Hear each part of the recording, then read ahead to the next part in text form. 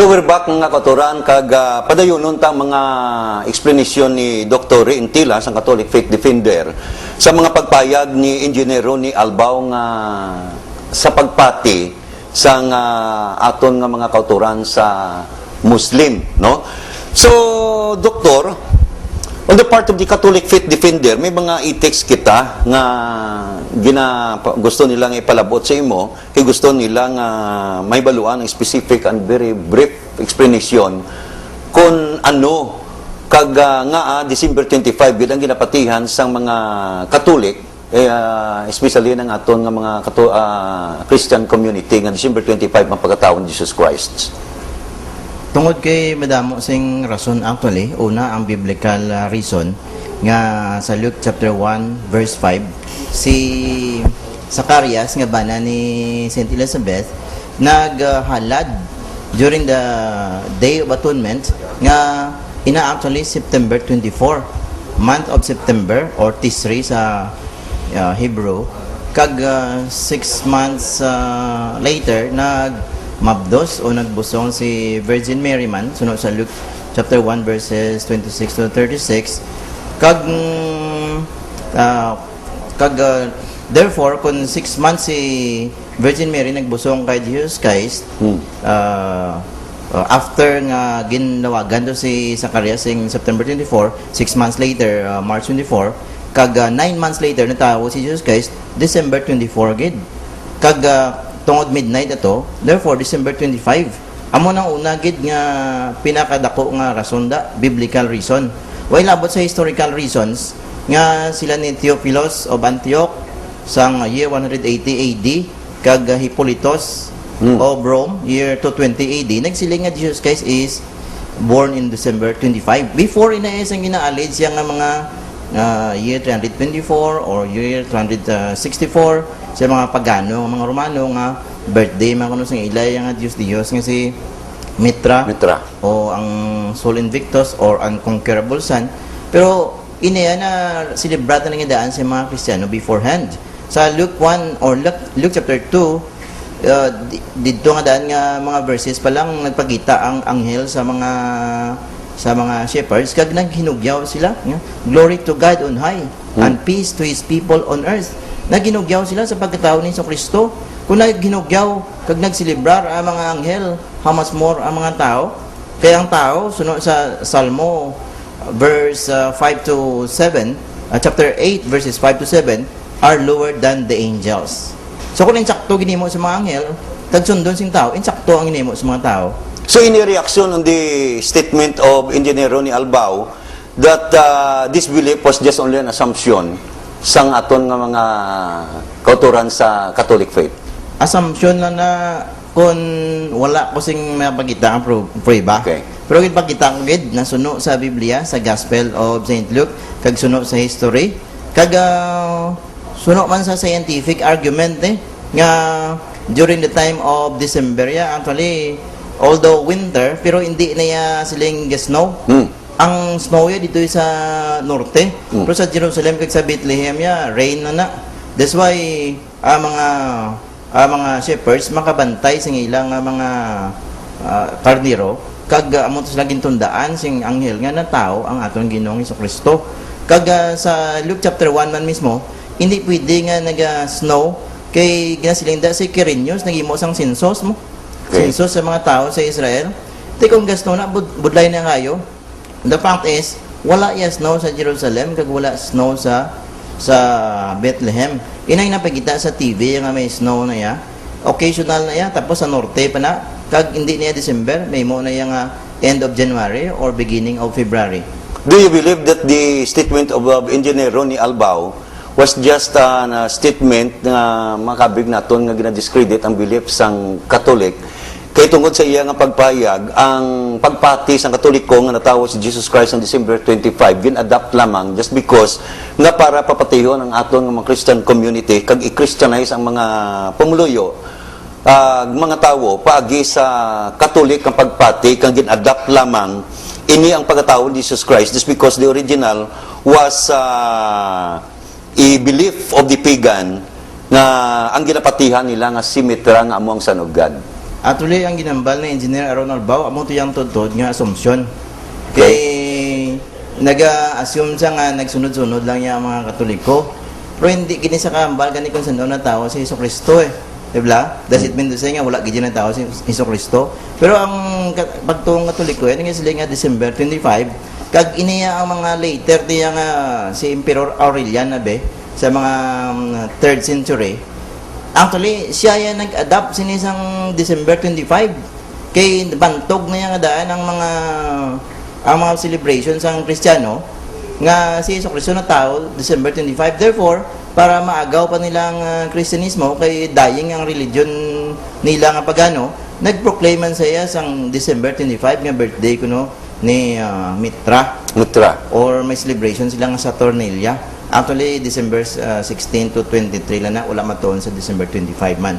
So, assumption, kag wala sing prueba nga makita naton ang ginambal ni Engineer Albao. Okay, so, kadto kita sa kay Engineer Albao. So, Engineer, as far as Muslim belief is concerned, ginaribat ni Dr. Reintila nga ang inyo nga pagpati, amo na yung ang assumption, no? Daw kag ang pag-adapt nga ginapahayag mo, nga gin-adapt lamang sa mga Catholic faith, ang pagpati sa mga pagan at the time, nga gradually ilang gin-adapt para papatihon kag ma-Christianize ang mga tao based on the Catholic faith o kung sa pagpapati sa mga pumuluyo sa ginatawag naton nga Catholic faith. Any reaction to that? Una bis ang iya nga timeline kay ni Dr. Ray suli. Ang natabo siniya una ya ang pagano nga pag-practice sining December 25. No? Because there is also a saying no nga pagpati sa nating mapati kita sa mga pagano kay wala man igapati Ginoo. Wala man igapati kay Jesus Christ. Correct. Hindi kita magpati sa ila. Okay. Ang natabo lang. Okay. Wala kita nagpati sa ila pero gin-adoptar ta ang ilay nga mga belief nga kay si Mitra na tao sa December 25 according to them. Kag masyado iniya ka popular. In so doing, ang gusto sang do you have any research to have some sort of proof to our televiewers nga indeed Mitra was born in December 25? Amo ning claim nila. Claim sa mga pagano? Sa mga pagano. Okay. Amo ning claim nila. So, ang natabo lang, una sila ya claim. No? Ang natabo sini nga ang Christianity mismo nag-confirm nga anong hambal nila. No? Sa Calendar of Furious Dionysius Philakos 354, ginambal nila ang ila sa ila kalendaryo mismo na pagkit daya nga December 25 is the birthday of the unconquered son. Wala pa yang ang Jesus Christ as a birthday na. Unconquered son refers to Mitra? Mitra. Okay. Sun God. Si Caesar. Where is the Sun God? O Sun God. Nga mo na ginapatihan nila, nga mo na nila Ginoo. Wala pa yung Christianity. Okay. Panahon ina. Okay. Si Caesar Julian, the Apostate, the Roman Emperor, Okay. Apostate sa Roman Emperor, recommended the games that were celebrated at the end of the year in honor of the sun. Okay. Isa ka pigan, honor of the sun. Amo niya pag-celebrate nila nga consequently gin-adoptaryas ang Christian. In honor of the sun, meaning S-U-N. S-U-N. Adlaw. Hindi It is not S-O-N. Oh, or the Son of S-U-N God. yan. Oo. But it was Sun God. Sun God. Sun God. Nga ginapagpati nila sa mga pagano, nga ang ilang ginapatihan niya nga Ginoo amo ang adlaw. Oo. Okay, go ahead. Ay kung lang taon na ninyo gani sa Bible mismo, sa Psalms 84:11, nabutang na God is a sun. Adlaw ya. Hindi nga S-O-N, kundi S-U-N. God is a sun. Okay. Kung i-replicate natin ang tanan ng mga events sa life ni Jesus Christ, gina-portray bala nga si Jesus amo ang adlaw. Why? During sa death ni Christ, ginabutang nila na sa Lucas nga there was a total darkness. Buti nga nun, the absence of the sun, when Christ died, there is the absence of the sun. Okay. So there was total darkness. Dari puro dulom. Dulom lang din. Kadulom. Okay. Kung makita mo da sa mga parables nga may mga taong gin-invitar sa pagkaon sa mga sa isa kalanaan, may mga gin-invitar nga nagabayot sang puti. May isa dito nga wala nakabayot sang puti. Anong ginhimo? Niya kay wala ka nakabayot sang puti, ihaboy ka dito sa bottomless pit nga there was total darkness. Buti nga nun, kung hindi kaya mag-upod, kung hindi kaya magsunod sa kay Christ, It is not a lake of fire. it's not a lake of But fire. it is a pit of darkness. Pit of darkness. Okay. Buti nga nun, di absent. Wala kasi may makita, kundi kadulong lang. Okay? Kundi absent also of the sun. Yeah, Kung okay. makita mo man dara sa Revelation 10 or 12, ginambalda, nga ang napumpo sa trono, ang iya guya adlaw. Ang iya guya adlaw, gidya. Which is actually literally, ginabutang na adlaw. Ang iya tiil is a silver of brass. Kag ang iya nga there was earthquake, there was thunder, kag ang iya grabe nga lightnings, and so on and so forth. So gina-replicate, ginabutang sa sang tao, nga iningsan masyado ka powerful. Kag gibutang mo na sa Psalms man, ginabutang dira, nga ang sa kaakig sining adlaw, ang tanan magkalatunaw. Buti nga, there is now something na ginabutang mismo ya sa biblical point of view, nga ang power sang sun is you in, no? Ginabutang na God is a sun, masyado gidya ka-influential.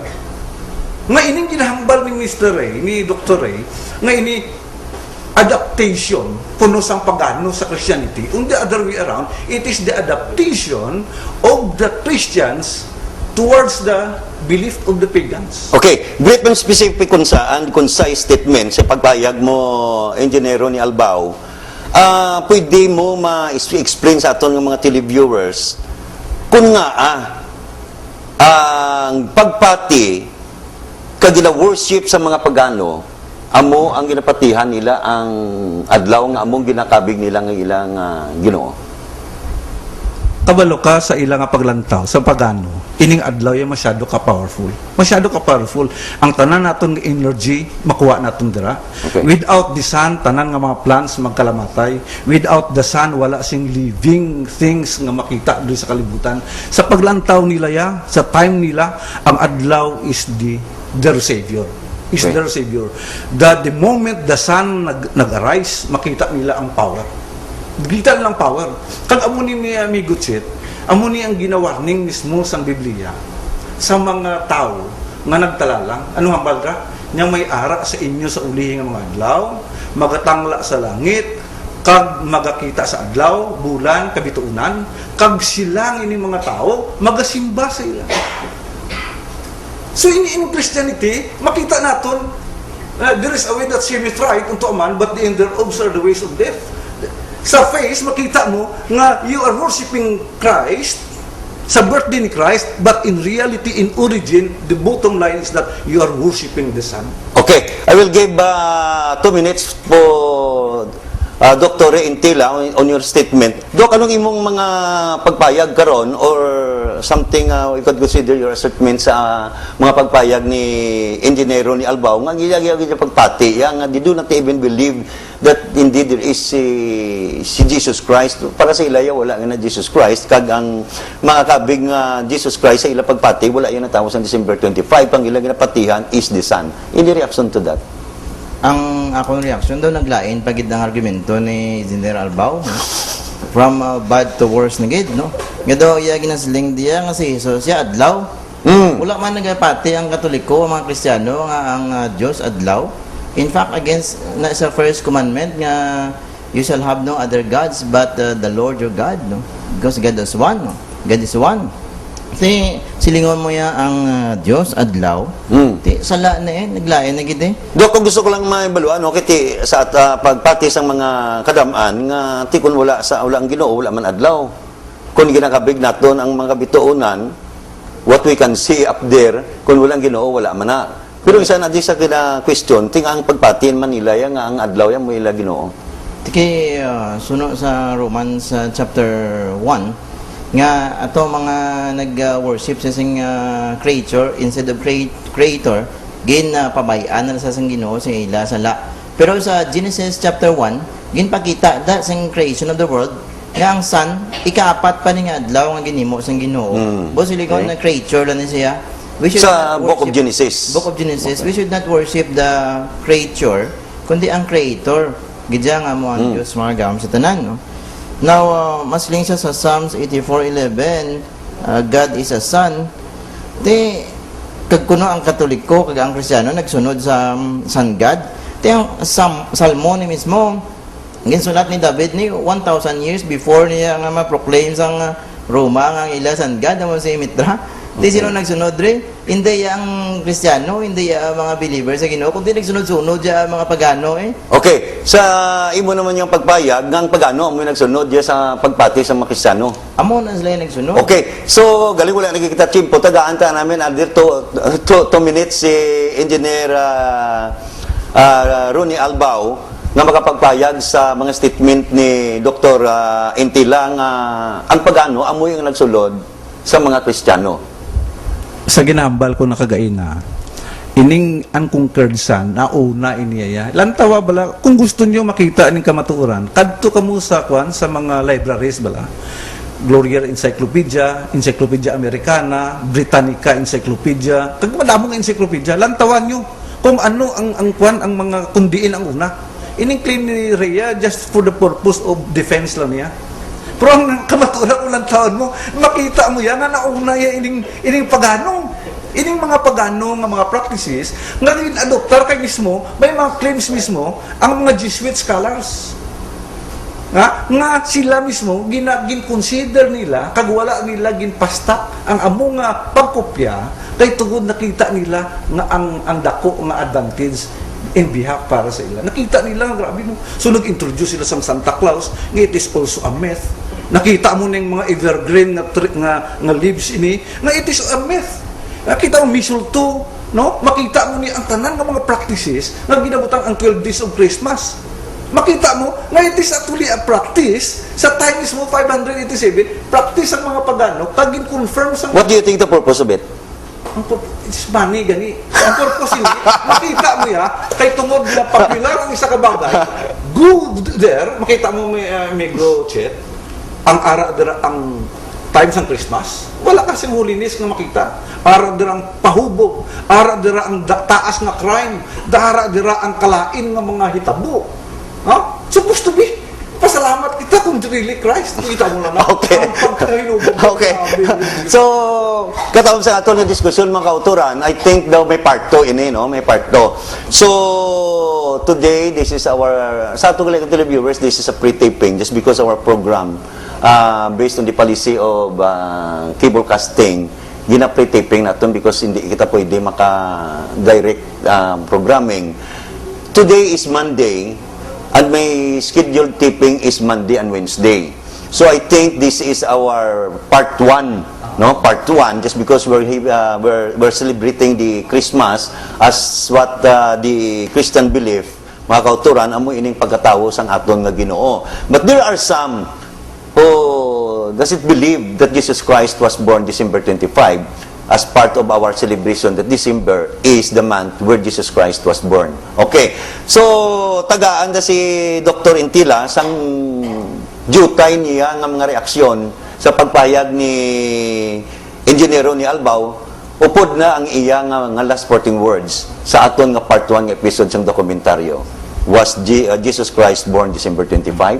Okay. Ako actually nagapasalamat ko sa sininga matawag nga programa mo, Chito Berhit, kay Dre mabalaan nato ng kamatuoran. Now, concerning sa abuse ng Christmas, beyond the ability na nato niya nga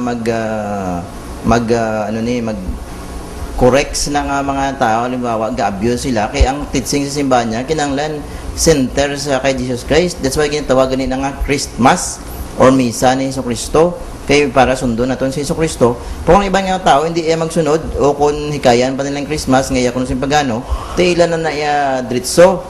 Kung niya mga Santa Claus may hikayan mo na karon niya, kaya ang purpose ng Santa Claus na iya para maghinatagay mo. In fact, may historical background na si Saint Nicholas of Smyrna or Myra, 5th century bishop, may ara na iya nga historical background, no. Kag ini mga misulto, ini mga stars na creation sa Ginoo ni nga suno sa Genesis 1:31, everything God created is good. So kung gamito nato na yan sa paghimaya sa Ginoo, mayo gina. Pero kung gamito mo sa paghikay sa mga Kristiyano, kag papuntat sining mga kalipayan sa mga Kristiyano, tingwa mo na daw killjoy bla kag ginapugngan mo ya pag ginatagay sa sarili. Okay, dili last parting words sa aton nga part 1 nga episode sang Was Jesus Christ was born December 25, amoy ina ding aton nga na diskusyonan.